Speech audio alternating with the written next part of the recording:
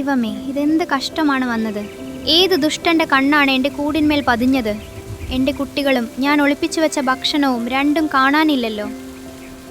സർജു കരഞ്ഞതുകൊണ്ടൊന്നും ഒരു കാര്യവുമില്ല. നിന്റെ റൊട്ടികൾ എവിടെയാണ് ചിതറിക്കിടക്കുന്നതെന്നൊന്ന് നോക്കൂ. ബാക്കി കാര്യങ്ങൾ നിനക്ക് തന്നെ മനസ്സിലാകുമല്ലോ.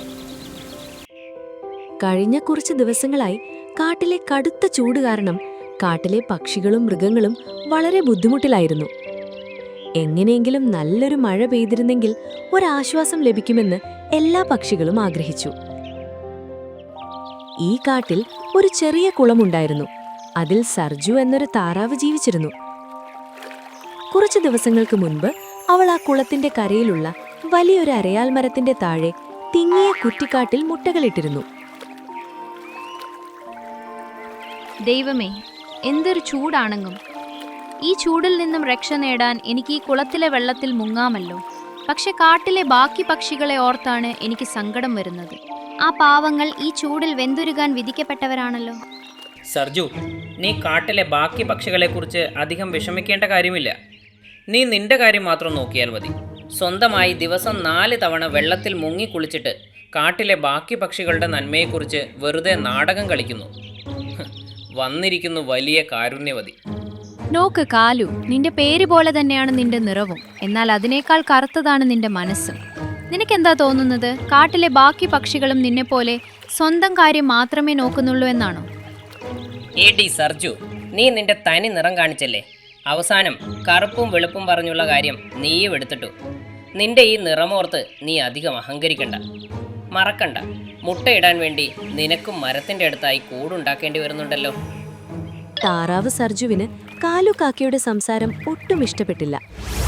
അതുകൊണ്ട് അവൾ കാലുവിൽ നിന്ന് മുഖം തിരിച്ച് സ്വന്തം മുട്ടകളെ തലോടാൻ തുടങ്ങി. അപ്പോഴാണ് അടുത്തുള്ള മാളത്തിൽ താമസിക്കുന്ന കോബ്ര പാമ്പ് അവിടേക്ക് വരുന്നത്. എന്തു പറ്റി സർജു? ചെറിയൊരു വിഷമമുള്ളതുപോലെ തോന്നുന്നുവല്ലോ. എല്ലാം കുഴപ്പമില്ലല്ലോ. വരുന്നു അടുത്ത വേഷപ്പകർച്ചക്കാരർ. സ്വന്തമായി വിഷമുള്ള കോബ്ര പാമ്പായിട്ട് സർജുവിൻ്റെ സുഖവിവരങ്ങൾ ചോദിക്കാൻ വന്നിരിക്കുന്നു. നോക്ക് കാലു, നീ ആവശ്യമില്ലാത്ത ഒന്നും പറയണ്ട. ഞാൻ നിനക്ക് എന്ത് ദ്രോഹമാണ് ചെയ്തത് എന്നെ ഇങ്ങനെ വേഷപ്പകർച്ചക്കാരനെന്ന് വിളിക്കാൻ? അല്ല ഗൗരി, നീ എന്തിനാ വിഷമിക്കുന്നത്? ഈ കോബ്രയെ കൊണ്ടൊന്നും ഏതെങ്കിലും പക്ഷിയുടെ മുട്ടകൾ തിന്നാൻ കഴിയില്ല. അല്ലെങ്കിൽ നമ്മൾ ഇന്നുവരെ ഈ മരത്തിൽ ഇത്ര സമാധാനത്തോടെ ജീവിക്കുമായിരുന്നോ? ഈ കോബ്ര എല്ലാവരോടും ചേർന്ന് നിൽക്കാൻ ആഗ്രഹിക്കുന്ന ഒരു പാവം പാമ്പാണ്. അവൻ മറ്റുള്ള ദുഷ്ടൻ പാമ്പുകളെ പോലെ ഒന്നും ആയിരിക്കില്ല. കാലുജി പറയുന്നതാണ് 100% ശരി. എൻ്റെ ദൈവമേ, ഇത്രയും വലിയ വിഷപ്പാമ്പായിട്ടും സംസാരം കേട്ടാൽ തോന്നും വലിയ സന്യാസിയാണെന്ന്. സർജു സഹോദരി, നീ ഒന്നും വിചാരിക്കരുത്. നീ വലിയ ബുദ്ധിമതിയാണെന്നാണല്ലോ നടപ്പ്. എന്നിട്ട് ഈ കോബ്രയുടെ മാളത്തിനടുത്ത് കൂടുണ്ടാക്കാൻ നിനക്ക് പേടിയൊന്നും തോന്നിയില്ലേ?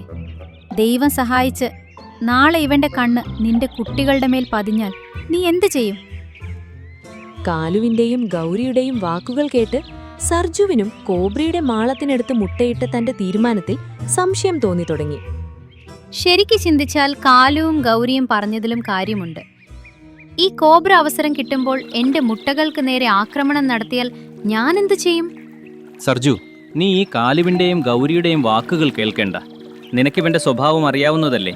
ഇവനെപ്പോലെ വഞ്ചകരാണ് എല്ലാവരും എന്നാണ് അവൻ കരുതുന്നത്. നീ എന്നെ പേടിക്കേണ്ട യാതൊരു ആവശ്യവുമില്ല. കാലു, ഇന്ന് നീ എന്നെക്കുറിച്ചില്ലാത്തതെല്ലാം പറഞ്ഞുണ്ടാക്കി. പക്ഷേ ഇനി ഏതെങ്കിലും പക്ഷിയോട് എന്നെക്കുറിച്ച് എന്തെങ്കിലും മോശമായി പറഞ്ഞാൽ മറക്കണ്ട, എൻ്റെ പേരും കോബ്ര എന്നാണ്. ഞാൻ നിന്റെ കൂടിൻ്റെ അഡ്രസ്സ് നന്നായി അറിയുന്നവനുമാണ്. കോബ്ര പാമ്പ് പത്തി വിടർത്തി അവിടെ നിന്നും തന്റെ മാളത്തിലേക്ക് തിരികെ പോയി. കോബ്ര പറഞ്ഞത് കേട്ട് ഗൗരി ഉറക്കെ കരയാൻ തുടങ്ങി.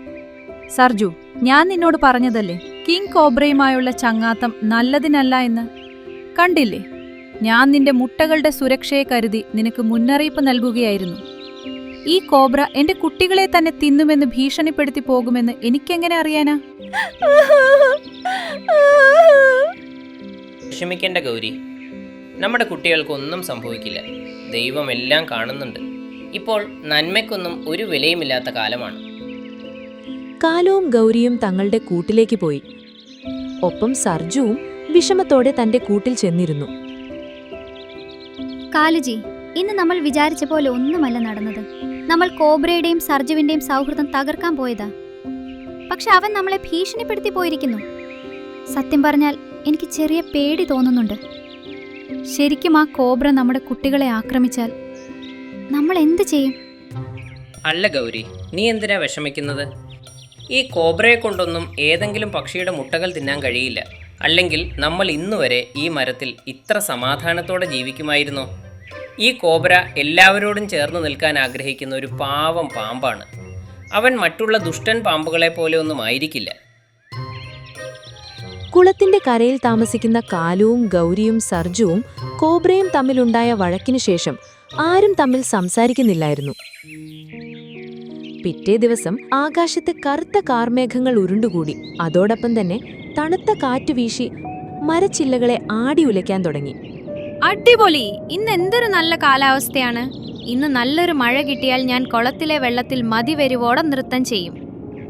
മഴ വരുന്നുണ്ടെന്ന സന്തോഷത്തിൽ സർജു താറാവ് വളരെ ആവേശത്തിലായിരുന്നു. രക്ഷ, വാ, പുറത്തെ കാലാവസ്ഥയൊന്ന് നോക്കിയിട്ട് വരാം. ഇന്ന് വലിയൊരു കൊടുങ്കാറ്റ് വരുമെന്ന് തോന്നുന്നു. കോബ്രയും രക്ഷയും മാളത്തിൽ നിന്ന് പുറത്തു വന്ന് കാലാവസ്ഥ നിരീക്ഷിക്കാൻ തുടങ്ങി. രക്ഷ, പുറത്ത് ശരിക്കും മോശം കാലാവസ്ഥയാണ്. ഇന്നൊരു പേമാരി തന്നെ ഉണ്ടാകുമെന്ന് തോന്നുന്നു. അങ്ങനെയൊന്നും പറയല്ലേ.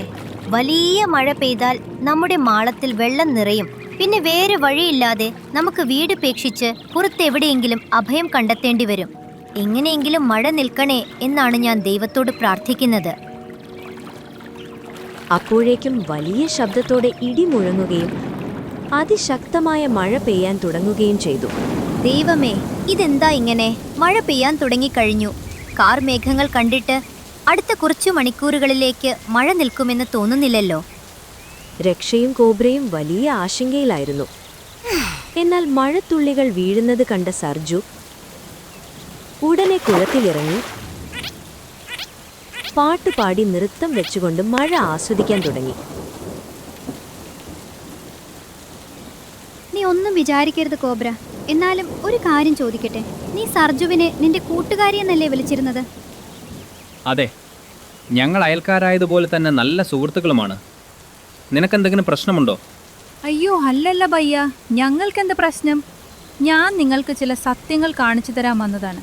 അവിടെ നോക്ക്, മഴ വരുന്നതിൻ്റെ സന്തോഷത്തിൽ സർജു നൃത്തം ചെയ്ത് സന്തോഷിക്കുകയാണ്. ഈ മഴ പെയ്ത് നിങ്ങളുടെ മാളത്തിൽ വെള്ളം കയറുമെന്നും കുട്ടികളുടെ ജീവൻ അപകടത്തിലാകുമെന്നുമുള്ള കാര്യം അവൾക്ക് യാതൊരു പ്രശ്നവുമല്ല. എനിക്ക് തോന്നുന്നത് ഇത്തവണ ഗൗരി പറഞ്ഞതാണ് ശരിയെന്നാണ്. സർജുവിനങ്ങനെ എന്ത് സന്തോഷമാണ് മഴ കണ്ട് അവൾ കുളത്തിൽ ആടിപ്പാടി നൃത്തം വെക്കുന്നത്. കുട്ടികളുടെ കാര്യത്തിൽ ആശങ്കപ്പെട്ട് ഇവിടെ എന്റെ നെഞ്ചിരിക്കുകയാണ്. അവൾക്കാണെങ്കിൽ പാട്ടും ഡാൻസുമാണ്.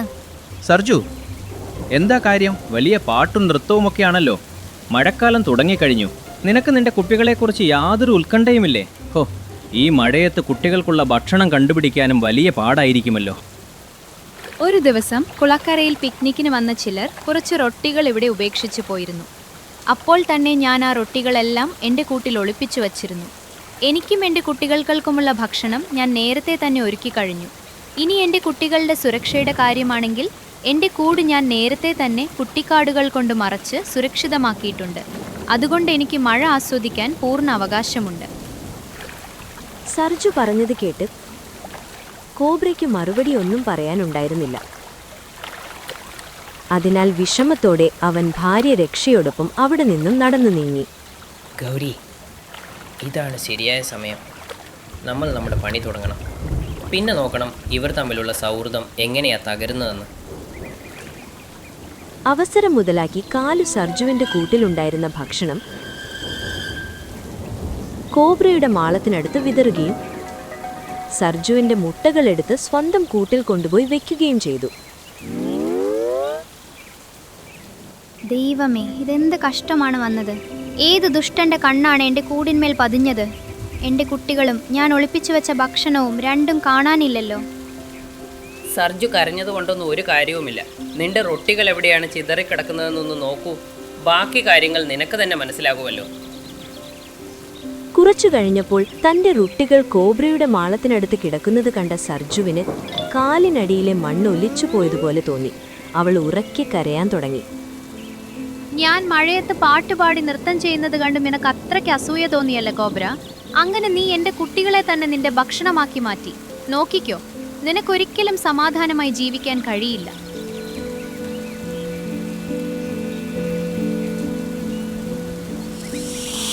നോക്ക് സർജു, എൻ്റെ മേൽ വെറുതെ കുറ്റം ആരോപിക്കരുത്.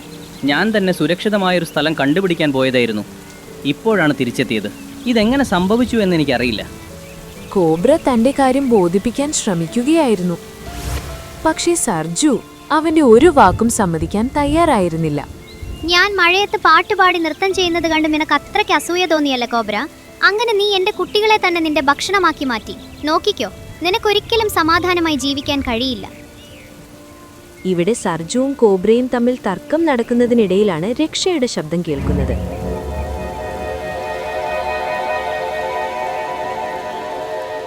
ഇത് നോക്ക് സർജു, നിന്റെ മുട്ടകൾ ഈ കാലുവാണ് അവന്റെ കൂട്ടിൽ ഒളിച്ചു വെച്ചത്. നമ്മൾ തമ്മിൽ തല്ല് പിടിപ്പിച്ച് ഒരു കാഴ്ച കാണാൻ വേണ്ടി ചെയ്തതാണവൻ. ഇനി ഞാൻ ഇവനെ വെറുതെ വിടില്ല. ഇന്ന് ഇവന്റെ മുട്ടകൾ തിന്ന് കോബ്ര പാമ്പുകൾ എത്രത്തോളം അപകടകാരികളാണെന്ന് ഞാൻ തെളിയിച്ചു കൊടുക്കാം. കാലുവിനെയും ഗൗരിയെയും ക്ഷമിക്കൂ രക്ഷ. ഇവർ രണ്ടുപേരുടെയും സ്വഭാവം ഇങ്ങനെയാണ്. ഇതിൽ അവരുടെ കുട്ടികളുടെ തെറ്റെന്താ? പിന്നെ എനിക്കും തെറ്റുപറ്റി. കാലുവിന്റെ വാക്കുകൾ കേട്ട് ഞാൻ കോബ്രയെ സംശയിച്ചു. എനിക്ക് എൻ്റെ സൗഹൃദത്തിൽ വിശ്വാസമുണ്ടാകണമായിരുന്നു. എന്നോട് ക്ഷമിക്കൂ കോബ്ര. ഞങ്ങളോട് ക്ഷമിക്കൂ. ഞങ്ങൾ ഇന്ന് തന്നെ ഞങ്ങളുടെ കുട്ടികളെയും കൊണ്ട് ഇവിടുന്ന് ദൂരേക്ക് എങ്ങോട്ടെങ്കിലും പോയിക്കോളാം. ഇനി ഒരിക്കലും നിങ്ങളെ ഞങ്ങൾ ശല്യം ചെയ്യില്ല. ഗൗരി മാപ്പ് ചോദിച്ചപ്പോൾ രക്ഷയും കോബ്രയും അവരെ ക്ഷമിച്ചു. പിന്നെ കാലുവിനും ഗൗരിക്കും ആ അരയാൽ മരം വിട്ടുപോകേണ്ടി വന്നു. അങ്ങനെ കാലുവിനും ഗൗരിക്കും അവർ ചെയ്ത തെറ്റിനുള്ള ശിക്ഷ ലഭിച്ചു തന്നെ തീർന്നു.